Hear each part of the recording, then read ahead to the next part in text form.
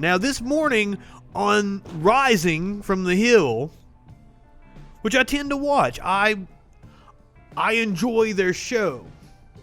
But I have a lot of problems with Saagar and Enjeti. And this clip in particular really highlights the problems that I have with Saagar and Enjeti. We're several days into the Hunter Biden email story at this point, and one thing is becoming absolutely clear, that the story surrounding the media and big tech's handling... Now I want to point out, dismantles all the media lies about the Hunter Biden story. The reason I felt the need to play this video of Saagar and Enjeti dismantling the media lies is because I'm going to have to correct him multiple times during this video. So just keep that in mind as you're listening to Saagar dismantle the media lies. It's actually a lot more interesting than the story itself. Yes, we learned some marginal details about Hunter and Biden's corruption, but not enough to really change the game at this point. What we've learned instead, we didn't learn anything, is how thoroughly the 2016 election and Russiagate have destroyed the brains of those at the highest... Now I want to stop right there. I want to know what the fuck Russiagate is. I hear right-wingers say it constantly, as if it's some kind of scandal that Democrats asserted something false about Russia. However, the Inspector General report, the Senate Intelligence Committee report, and the Mueller report all found three specific things: that Russia did indeed interfere in the 2016 election, are continuing to interfere, that the Trump campaign had extensive connections to Russia, and that they lied to investigators in an attempt to cover up their connections to Russia. So I don't know what right-wingers mean when they say Russiagate. I would love for somebody to explain that to me. By the way, 917-830-4359. If you can explain that to me, explain what Russiagate is, please call in. I'd love to know. Echelons of power, namely big tech, the media, and the mainstream Democratic Party. We covered in depth here just how insane the standards set forth by Twitter and Facebook are in their handling of the Biden story. They essentially declared that important stories like the Pentagon Papers or Edward Snowden's It is not. First of all, the Pentagon Papers and Edward Snowden, those were true. This is nothing like those two things. Because even the New York Post, which published it, we found out that the reporter that they put the byline on there, one of them was only been a reporter there for a few months, was a producer for Sean Hannity. She stepped up and she put her byline on there. Other reporters wouldn't. And then the other reporter that was under it, that's actually been at the Post for several years, they found out their name was on the byline later. The people working on the story said they didn't want to put their name on it. Fox News passed on the story. So that should tell you what we're dealing with here. We're dealing with just bullshit out of Rudy Giuliani's ass. And Saagar's trying to act like the media should take it seriously. And that not taking it seriously and not covering it is being derelict in their duty. Speaking of duty, I haven't seen Poop Boy tonight, have I? Oh, maybe he created a new account. Publishing of NSA secrets would be eligible for censoring on their platform if they felt like it. You can't go back from that. It was a cross the Rubicon moment, which showed just how much they can interfere. Across the Rubicon moment. But the media has decided that as much as the big tech beclown themselves in the handling of this story, that they're going to look at Saagar. Either he knows he's full of shit, or he thinks he's making such an excellent point that he's proud of himself. I can't figure out which one it is. But that's how you get that shit-eating grin on his face. Now, I'm sure many of you don't even know what's in these Hunter Biden emails, so let me recap the chain of events. Hunter allegedly dropped his laptop off for repair at a Delaware shop, according to the owner, who forgot about his laptop. Then, the owner somehow got in touch with Rudy Giuliani, who held these emails for publication until October for maximum political impact. That's the official story. As I've said here all along, that is sketchy as hell. But the central question, journalistically, that's sketchy as hell. The central question, journalistically, listen to this shit. Sketchy as hell. Remains incredibly simple. Are the emails true or not? If they are, it's a story. If they're not, that's also a story. Remember, we read some of those emails. They're so innocuous. There's nothing in them. And to this point, it's been several days since these emails have come to light, and no representative of Hunter Biden has denied their veracity.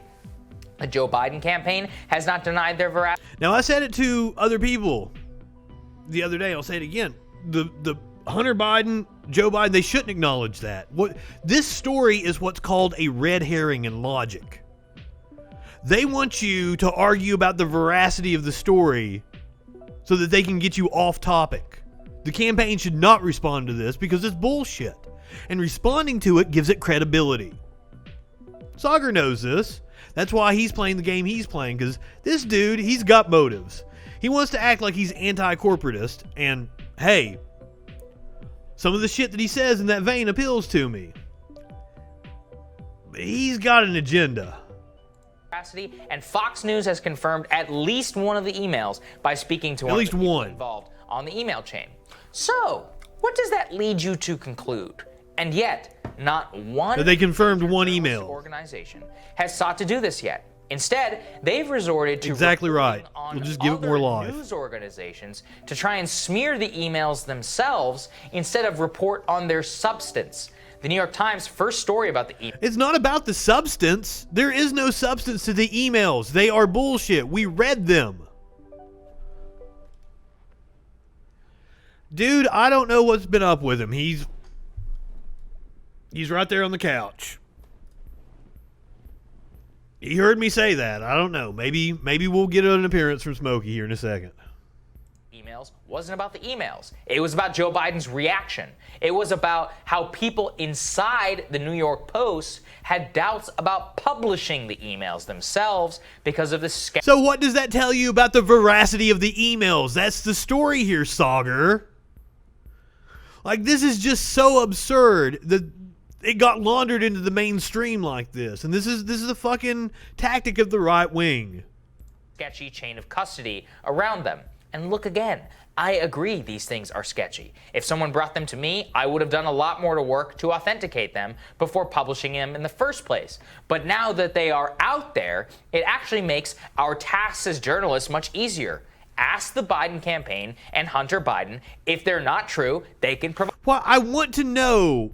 I wish that Saagar would pull out an email that he wants Joe Biden to answer for. I would absolutely like to know what email in that batch was so incriminating. Crystal is right beside him. This is this is their radar segment. I think it's at the end of the show. I watch it in segments on YouTube.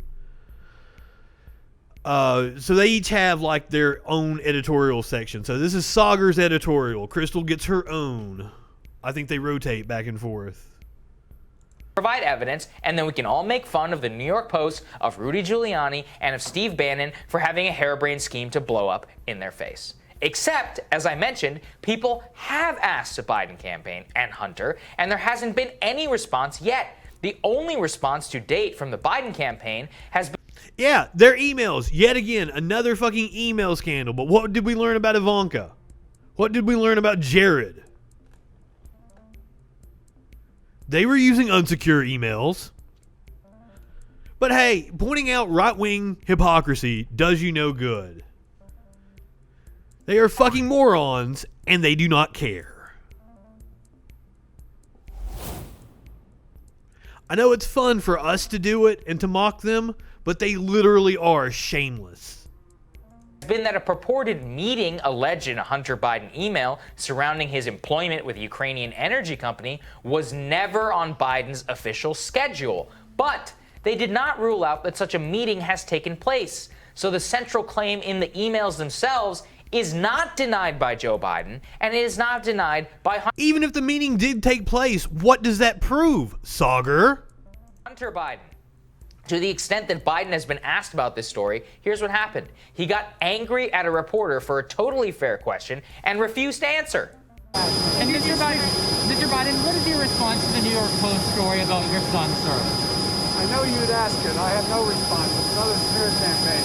Right up your alley. No respect to you all. Product research is Oh, what? How do you sort through? The Hill pulling that shit on me. And yet, you wouldn't know any of this. Now let's go back there. Mr. Biden, what is your response to the New York Post story about your son, sir? I know you'd ask it. I have no response. It's another smear campaign. Right up your alley. No respect to you always ask. Now, does that look like he got angry at that reporter? I have no response. It's just another fear campaign right up your alley.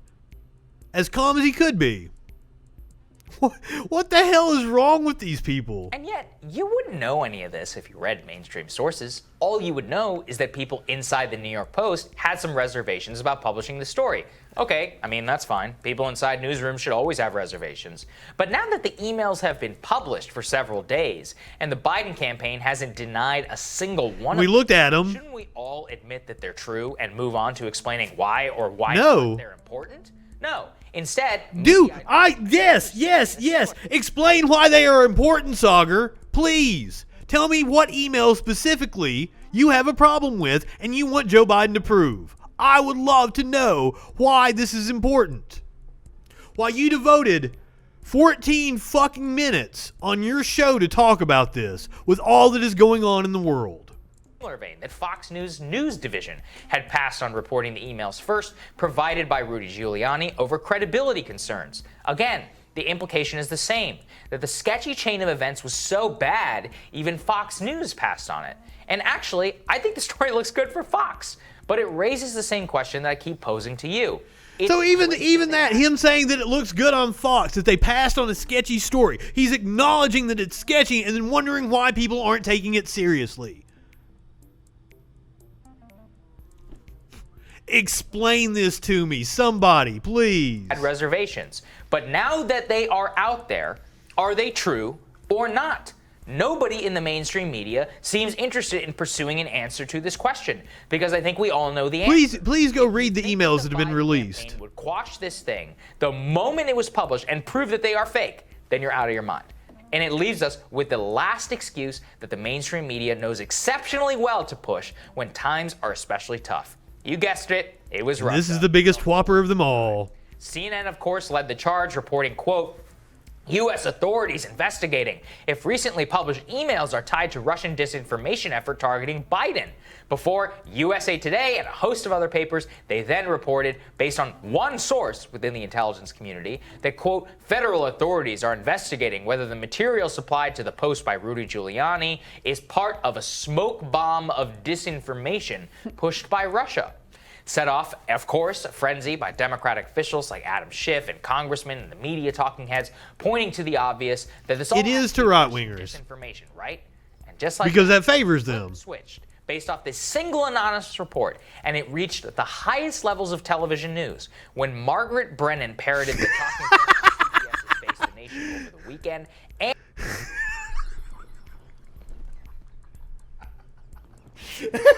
Oh, shit. Well, you'd know, Molly. And yesterday morning, here's a clip from the news package that ran on the Today Show towards millions put together by Andrea Mitchell. Let's take a listen. To that point, you know, there's been a lot of speculation that this week, some of the information about Joe Biden's son Hunter that is circulated in tabloid in the New York Post may be the result of a hack and dump operation. This is speculation at this point, that it could have come from Russian military hacking of a Ukrainian gas company where Hunter Biden served. Do you see any justification for that speculation at this point? I wouldn't say. Oh, come on, Hill. The motive is a great company to work with. Margaret, I don't know the specifics of this. Fuck anybody that has a monetized YouTube Let channel. it play out. Let's investigate it. Let's get some factual evidence. Let's get the metadata. And let's see if this is accurate or not. I'm just not in a position really to speculate. Well, it's being compared to the hack and dump operation that happened, as you know, back in 2016. A lot of Democrats alleging that it is that. Experts say the emails cannot be authenticated. Some may have been altered or are fake. We have no. Now, see, like, weren't some of Saagar's critiques that they weren't talking about the substance of the email, and then he plays clips of other news organizations talking about the substance of the emails? Whether or not the emails are legitimate, but this whole operation looks right out of the Kremlin playbook. Hack and dump. Again, these are not CNN pundits. These are two longtime journalists with platforms that reach tens of millions. And it's a conspiracy theory that lived all through the weekend until it crashed against the wall yesterday when the Director of National Intelligence, John Ratcliffe, definitively came out and said that there was zero evidence whatsoever to say that any of this is Russian disinformation. Let me be clear. The intelligence community doesn't believe that because there's no intelligence that supports that. And we have shared no intelligence with Chairman Schiff or any other member of Congress that Hunter Biden's laptop is part of some Russian disinformation campaign. It's simply not true. And this is exactly what I said I would stop when I became the Director of National Intelligence. And that's people using the intelligence community to leverage some political narrative. And in this case, apparently Chairman Schiff wants anything against his preferred political candidate to be deemed as not real and is using the intelligence community or attempting to use the intelligence community to say there's nothing to see here. Don't drag the intelligence community into this. Hunter Biden's laptop is not part of some Russian disinformation campaign, and I think it's clear that the American people know that. There we have it. Hunter is pretty attractive. And honestly, this whole story has backfired on the Republicans. But now that was John Ratcliffe, Director of National Intelligence,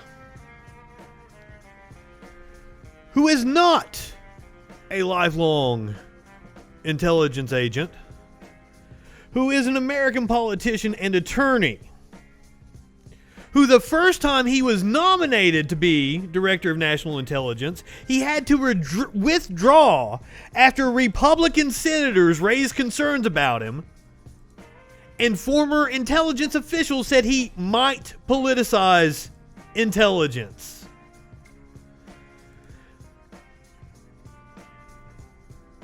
So that's the man who just said zero evidence.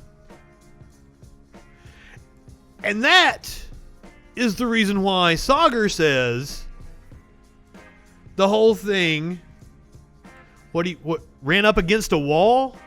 Well, Saagar. According to Defense One, which is not a liberal site, intelligence expert suspicious of DNI Ratcliffe on laptop story. The FBI is still working to determine whether a dubious New York Post story was full of Russian disinformation. So, multiple veteran intelligence professionals are coming out and saying, nah, Ratcliffe is probably wrong. And he already had to withdraw the first time Trump nominated him because Republicans said he would politicize national security. Now, I can't remember how he actually got to be the head of national security. There was some fucking political machinations going on that he actually got named to the post full time. But he couldn't get confirmed through the Senate the first time. So that's who Saagar is trusting to say that the fucking clearly sketchy ass story should be taken seriously. God, we've still got like 6 minutes of this to go. Media began by cheering on big tech censorship of this story. When they couldn't get proof that the emails were fake, they tried to insinuate it's not censorship if you own the platform. Within the New York Post or Fox. You get to decide whatever the fuck is on your platform. Called Kremlin Ratings Playbook. But this time around, the rug has been yanked from the bottom of all three. And it's just incredible, Crystal. I mean, there you go. They're like, oh, it's sketchy. And again, I think it's sketchy as hell too. I wouldn't be surprised if there's some crazy middlemen. But the central question, journalistically, is it true or is it not true? That's it. And Haven't gotten an answer to that one. From the Biden campaign, you could see they get mad at reporters. I mean, they won't even rule out that such a meeting took place. Yeah. They won't rule it out. They're like, well, it wasn't on the official schedule. Wasn't on the well, who official cares? schedule. I mean, do you think there's a lot of important meetings presidents and vice presidents take that aren't on the official schedule? Okay, so was it the Durham investigation? That was about unmasking. But there was another investigation. It might have been the House. No, it was the Senate, because it was Republicans. Like, they couldn't find anything on Hunter Biden. They've already investigated the shit out of it. And in case everybody forgot, impeachment was over Trump trying to blackmail the Ukraine into making up bullshit about fucking the Bidens. And Hunter Biden specifically. Schedule. This is crazy because it's crazy we're still talking about this bullshit, Saagar. On Fox, and you have all these people, and not one of them has any ounce of curiosity on whether these things are true. While you and I were talking, Politico story comes out. More than 50 senior intelligence officials have signed a letter outlining their belief that these Hunter emails, quote, has all the classic earmarks of Russian information operation. What does that even mean? That doesn't mean anything. These people are such weasels. Yes. And all you have to do is say those magic words, like whoever the dude was that you played the clip from where he says, this looks right out of the Kremlin playbook. Yeah. The minute you say those magic And he gave an example to back it up, Crystal. shuts off. And it's Washed just, away. you don't have to offer one shred of evidence that that is the case. Okay, and let's take it one step further. And this is a point that Glenn Greenwald, who of course has been all over the story in a very effective way, has been making, which is, okay, let's even say that this was like planted by Russians. If the emails are in fact accurate, you should still report on them. Yeah. And if the shoe was on... What email? What in the, like, we're getting ready to cover a story. They did release something today, but this is different from these. I don't know what's incriminating in those emails. Once again, this is a rhetorical tactic. They just act like something's up. On the other foot. And Chinese hackers planted some information, accurate information about the president that was damning for him. Do you think they'd report it all that these news organizations would hesitate for even a fraction of a second before they put this out? No, of course not. I mean, you look at the Trump... What are they hiding, though? I don't understand what these people are upset over. But the origins were likely illegal, right? This is probably whoever took these and put them out to the New York Times, put them in public. Something I support, by the way. Yeah, fine with me. Fine He's the with president. me. But you can't be like, oh, we have to concern ourselves with making sure that all of these hacks and leaks are 100% above board or else we can't report on them. A lot of the most significant reporting in modern times has come from sketchy sources or methods that were not 100%. Yeah, I can't take any more of it either. But Saagar is absolutely full of shit.